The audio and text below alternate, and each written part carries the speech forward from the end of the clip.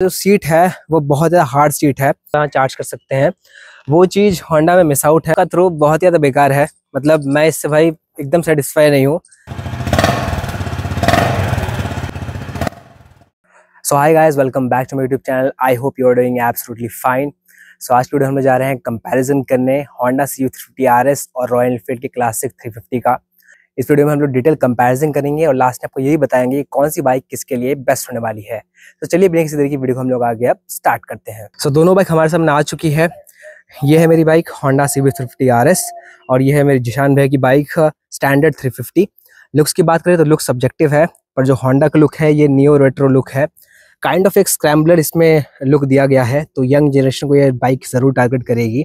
वहीं बात करें स्टैंडर्ड 350 की, तो इसका जो लुक है ये विंटेज लुक है, ओल्ड चार्म वाला लुक है इसमें। तो जो भी ओल्ड एज पर्सन है या फिर जिनको ऐसी बाइक चाहिए जो कि नो नॉनसेंस बाइक हो, वो इसकी तरफ ज़रूर जा सकते हैं। सो अब बात करें दोनों के इंजन और परफॉर्मेंस के बारे में। अगर स्टैंडर्ड 350 के इंजन के बारे में, तो ये इंजन है 350cc का इंजन है, J सीरीज का इंजन है। पावर की बात करें 20.3 bhp की पावर प्रोड्यूस करता है ये, और टॉर्क इसका जो है वो 27 Nm का टॉर्क है। अच्छी पावर डिलीवरी है, टॉर्क भी काफ़ी सही इसका है। और उसमें वाइब्रेशंस तो भाई साहब बहुत ही ज़्यादा कम हो चुका है J सीरीज के इंजन में। तो मैं तो बोलूँगा भाई ये बेस्ट बाइक हो जाएगी। अगर आप एक नो नॉनसेंस बाइक चाहते हैं, वाइब्रेशन ना हो, तो होंडा के बाद मुझे यही बाइक लगी है जिसमें वाइब्रेशन बहुत ज़्यादा कम है। अब बात करें होंडा CB350 RS के इंजन के बारे में, तो ये जो इंजन है ये प्रोड्यूस करता है 20.7 bhp की पावर। तो पावर में बस 19-20 का फर्क है, पर जो उसका टॉर्क है वो है 30 Nm का टॉर्क। तो टॉर्क में 3 Nm का ज़्यादा इसमें इंक्रीमेंट है। इंजन एज यूजुअल होंडा का इंजन है, तो रिफाइंड तो भाई होने वाला है। बहुत ही स्मूथ इंजन है, पर रॉयल एनफील्ड का इंजन भी कुछ कम नहीं है, वो भी इसके लगभग टक्कर का इंजन है। दोनों ही इंजन है वो एयर कूल्ड इंजन है। टायर प्रोफाइल की बात करें तो स्टैंडर्ड का टायर है वो ट्यूबलेस टायर नहीं है, ट्यूब टायर है, तो इसमें पंचर की दिक्कत आ सकती है।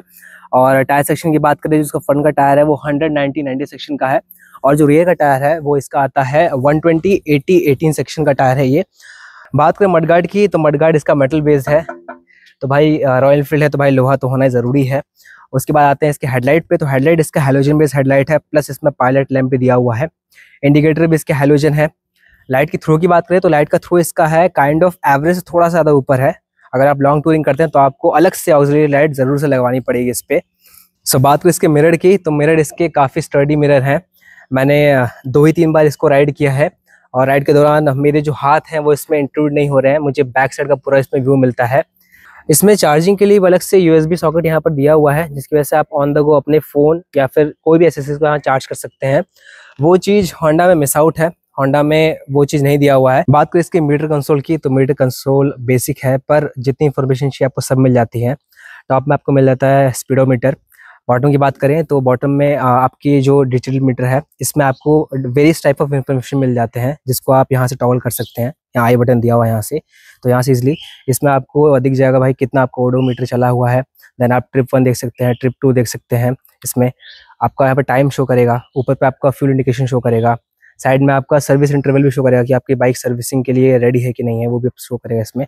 तो काफ़ी डिसेंट सा है, बट बहुत ज़्यादा प्रैक्टिकल और बहुत ज़्यादा यूजफुल इसमें मीटर दिया हुआ है।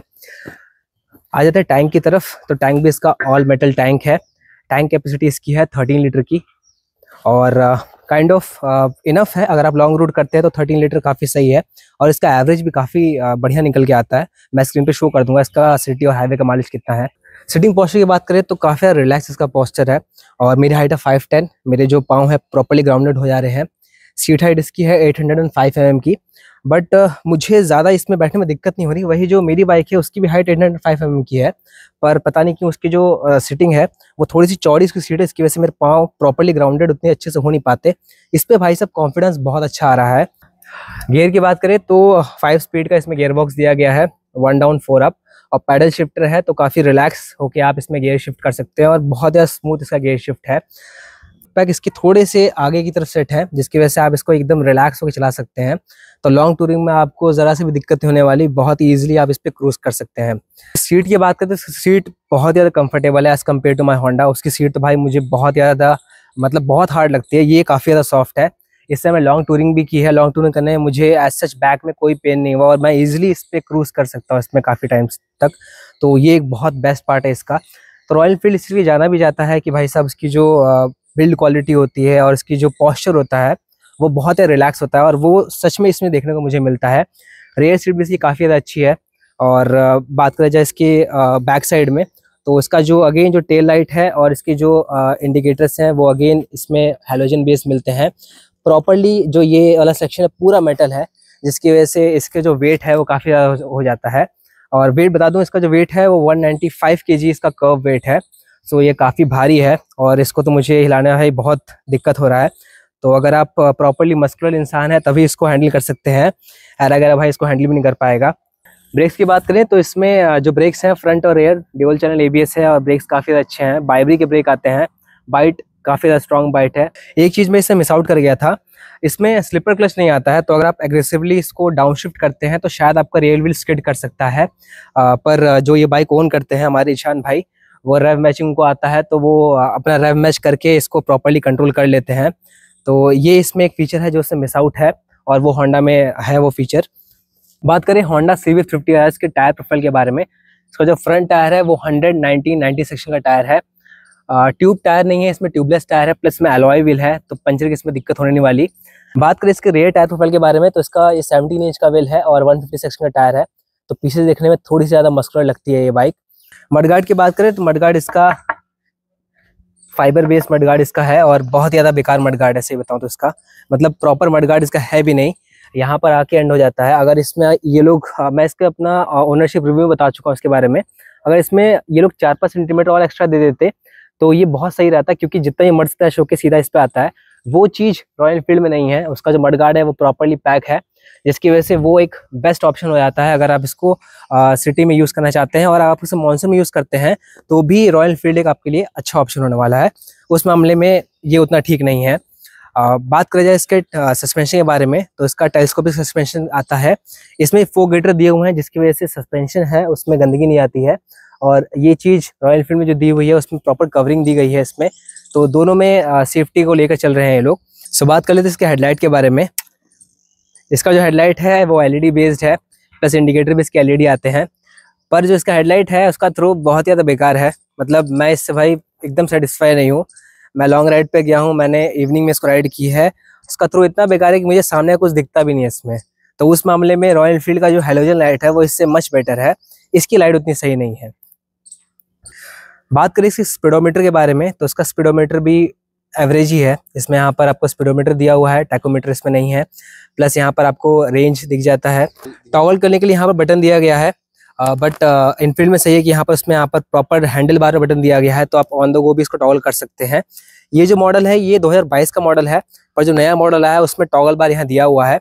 मेरे 2022 के मॉडल है, तो इसमें जो टॉगल है वो यहाँ बटन के थ्रू होता है। यहाँ पे आप यहाँ से टॉगल करके डिफरेंट मोड पे स्विच कर सकते हैं। जैसे मैं ट्रिप पे देख सकता हूँ, यहाँ से ट्रिप भी देख सकता हूँ, और एवरेज ट्रिप का कितना एवरेज है वो यहाँ पर शो करता है, रेंज कितना है वो यहाँ पर बता देता है, प्लस बैटरी वोल्टेज बता देता है, और टोटल कितनी मेरी बाइक चली है वो बता देता है। तो 18,000 मेरी बाइक चल चुकी है वो। और इसके नीचे आते हैं तो यहाँ पर फ्यूल लेवल इंडिकेशन है, प्लस यहाँ पर गियर पोजीशन इंडिकेटर है, और यहाँ पर टाइम बताता रहता है। तो ये बेसिक से इसमें फंक्शन है, पर इसका जो डिजिटल मीटर वाला एरिया है ये थोड़ा सा बड़ा होता तो मच बेटर होता ये, पर इतना भी है तो ठीक है, कोई ज़्यादा दिक्कत वाली बात नहीं है। ट्रैक्शन कंट्रोल ये सब यहाँ पर शो हो जाते हैं, और ट्रैक्शन कंट्रोल को भी आप यहाँ से ऑन ऑफ कर सकते हैं, जैसा आपकी नीड के अकॉर्डिंग है। इसी दोनों बटन से आपका ट्रैक्शन कंट्रोल ऑन ऑफ हो जाता है। बात करें इसके रेयर व्यू मिरर के बारे में, तो इसका मिरर भी बहुत ज़्यादा स्टडी है, और प्लस इसमें दिक्कत ये है कि इसमें जो रेयर व्यू है वो सही से आ नहीं पाता। मगर अगर इसमें मैं बैठता हूँ तो मेरे शोल्डर हैं वो इसमें आधे से ज़्यादा आ जाते हैं, तो पीछे का मुझे खास कुछ दिखता नहीं है। तो इसके मिरर थोड़े से, इसका ये डीमेरिट है। आप चाहें तो इसके मिरर को थोड़ा सा शिफ्ट करा सकते हैं बाहर की तरफ में, उससे इसका व्यू बहुत ज़्यादा सही हो जाएगा। आते इसके टैंक की तरफ, तो इसका जो टैंक है वो 15 लीटर का टैंक है, तो रॉयल एनफील्ड से ज़्यादा बड़ा इसका टैंक है। प्लस इसका जो रेंज है वो भी बहुत ज़्यादा मिल जाता है, अराउंड 500 किलोमीटर के प्लस का इसमें रेंज मिल जाता है। और इसका सिटी और हाईवे टेस्ट मैंने कर चुका है, तो मैं बता दूं इसका सिटी और हाईवे का जो इसका माइलेज है वो भी बहुत अच्छा निकल के आता है। ऑन एवरेज आपको 38 का माइलेज दे देगा, अगर सिटी और हाईवे दोनों का मिला के बताऊँ तो मैं। बात करें इसकी सीट की, तो इसका जो सीट है वो बहुत ज़्यादा हार्ड सीट है, तो सिटी के लिए भाई उतना सही नहीं है, पर हाईवे पे इस पर आप टूरिंग कर सकते हैं। पर मैं सजेस्ट करूंगा इसमें आप जेल पैड या फिर एयर पैडिंग यहाँ करा लें, वो आपके लिए काफ़ी सही रहेगा। बात करें इसकी पिलियन सीट की, तो पिलियन सीट भी इसकी थोड़ी सी हार्डर साइड पे है, प्लस इसमें जो बैक रेस्ट है वो आता नहीं है, तो इसको मैंने अलग से एक्सेसरीज लगाई है ताकि जो भी पीछे बैठे वो आराम से बैठ सके। तो ये एक बहुत ही ज़रूरी चीज़ है। आप जब भी ये बाइक ले तो उसको अलग से लगवा लें। सच में बता रहा हूँ, बहुत ज़्यादा हेल्प करता है ये। तो सीट हाइट की बात करें तो इसकी भी हाइट है वो 805 mm की सीट हाइट इसकी है। पर इसका जो सीट है वो थोड़ी सी चौड़ी है, जिस वजह से आपका पाँव है वो हल्का सा बाहर की तरफ होके आता है। तो इस पे आपको बैठने में थोड़ा सा दिक्कत करेगा। पर उस मामले में जो रॉयल एनफील्ड है वो बहुत ज़्यादा सही है। उसमें जो मेरे पैर है प्रॉपर्ली आ जाते हैं, हालांकि इसमें मेरे पैर आ जाते हैं, पर मेरी हाइट के अकॉर्डिंग इसकी जो इसमें जो फुट पोजीशन है वो थोड़ा सा वियर्ड है, ज़्यादा रिलैक्स नहीं है, मतलब आपको ज़्यादा कॉन्फिडेंस फील नहीं होगा। तो ये चीज़ इसमें थोड़ा डिमेरिट है। प्लस इसके जो फुट पैक्स हैं वो थोड़े से पीछे हैं। इनफील्ड में जो मेरे फुट पैक्स थे वो इस प्लेस पे थे, थोड़ा सा आगे, तो इससे मैं लॉन्ग टूरिंग करूँगा तो मुझे दिक्कत नहीं होगी।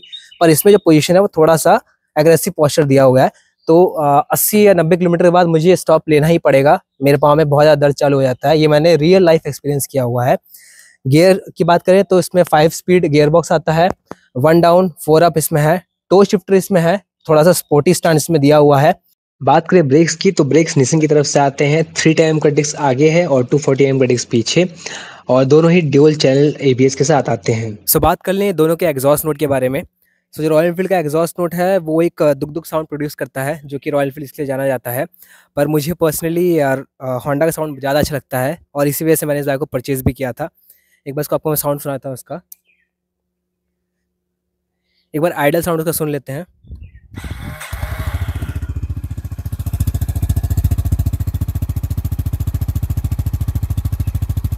थोड़ा मैं इसको रैप करके दिखाता हूँ एक बार।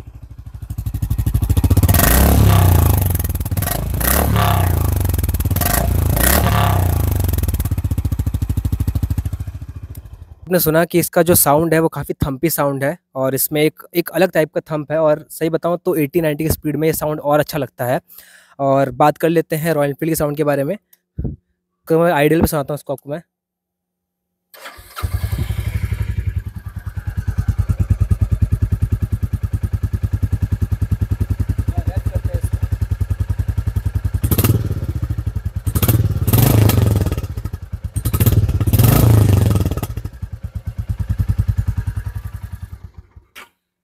जो इसका साउंड है ये बहुत ज़्यादा रिफाइंड मुझे लगा।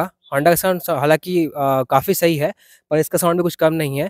और जब भी आप इस बाइक को चलाएंगे तो आपको दुक दुक साउंड भी काफ़ी अच्छा लगेगा। But I personally like the sound of Honda.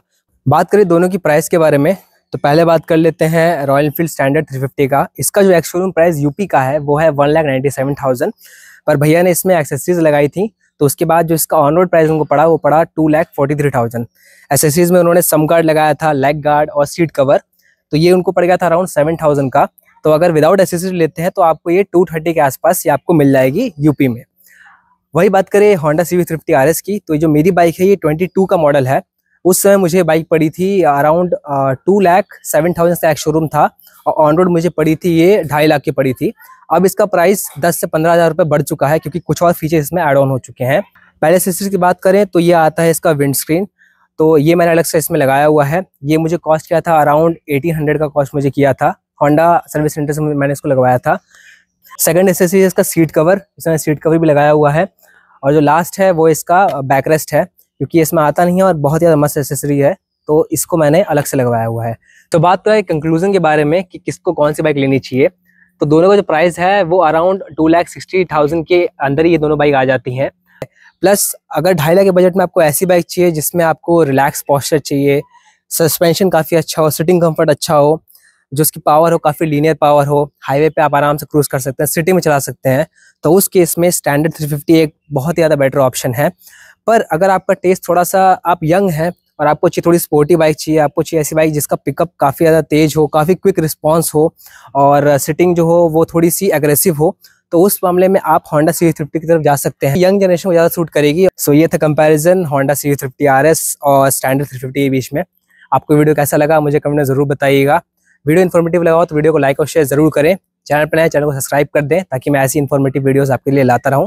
Till then, eat healthy, stay healthy, ride carefully, and most importantly, wear a good helmet while riding. Thank you.